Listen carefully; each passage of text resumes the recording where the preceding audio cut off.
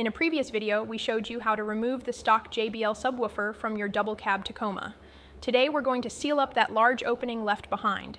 Start by removing the factory vent grid. Simply push down on these release tabs to pop it out. Here is a close-up look at those tabs. Apply the included double-sided tape exactly as shown here.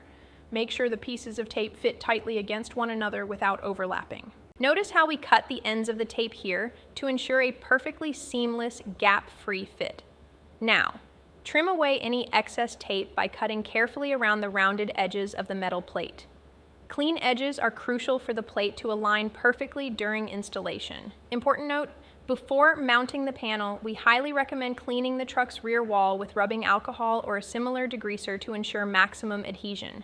Peel off the red adhesive backing, line up the new JBL vent cover panel, and carefully press it into place. Finally, apply firm, heavy pressure all the way around the perimeter of the panel to ensure the double-sided tape creates a permanent airtight seal.